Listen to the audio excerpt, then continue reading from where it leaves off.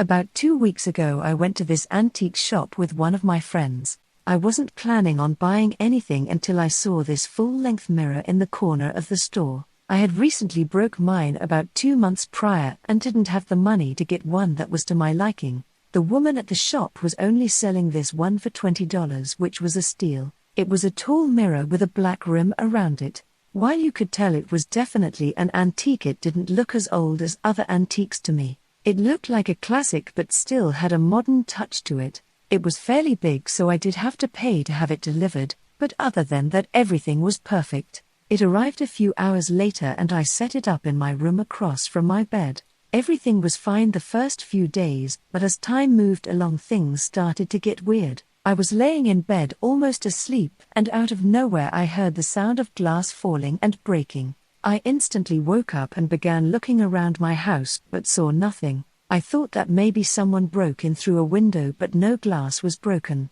I assumed I was just hearing things, so I laid back down and fell asleep. A few days later I was preparing to take some pictures for Instagram with the mirror.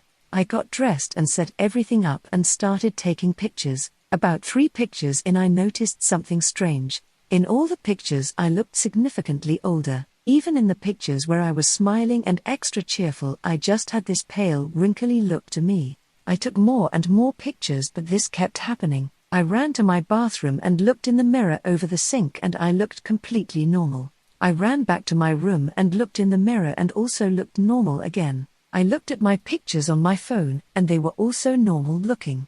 I didn't get what was going on. I knew what I saw, but I began questioning myself. I never had any mental illness or health issues before, so I was just completely confused on what was really happening. I decided to examine the mirror. I pushed it over and laid it on my bed and started to examine the black rim.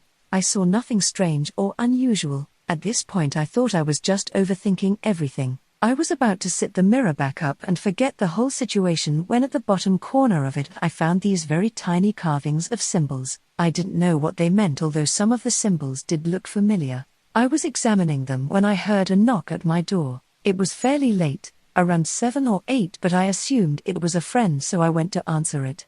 I answered the door, but there was no one there. I didn't think I took a long time to answer, so I started looking around trying to see if I could spot the person who knocked. But I saw no one. My eyes went to the woods that were across from me, and while I saw nothing, I had this overwhelming feeling that someone was watching me. I shut and locked my door and went back to my room. I noticed that the mirror was all of a sudden back on my wall. Once again I started questioning myself. I didn't remember putting it back, but I also didn't remember not putting it back. Crazy logic, I know, but at this point I just felt like I was losing my mind. I laid in bed and just felt scared, and I didn't really know why. I had lived here almost 2 years and never felt scared or like my life was endangered. I tried to rationalize it again and again, but each and every time I came back to the conclusion that I was either going crazy or there was something up with the mirror. I decided that I was gonna get rid of it.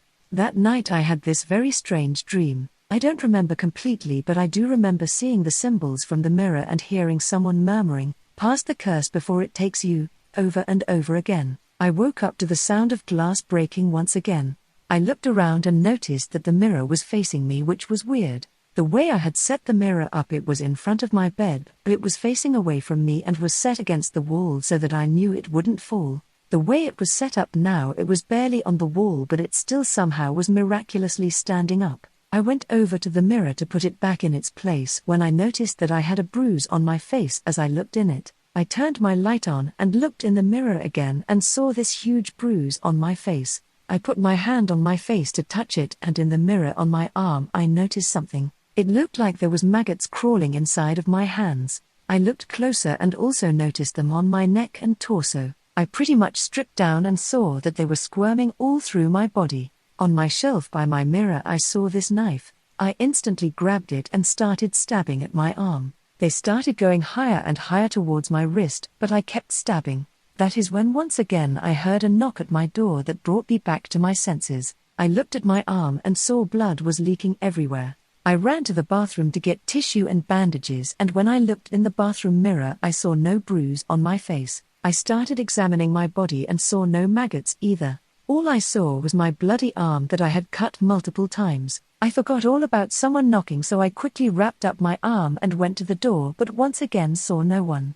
I looked over to the woods and once again felt someone staring at me. This time, instead of feeling scared, I felt a sense of protection. Whoever had done this saved my life. I was only an inch or two away from my veins, and if they hadn't knocked when they did, I would have for sure bled out or hit a vein in my wrist. This was only about a week ago. I have been staying with my friend since this incident.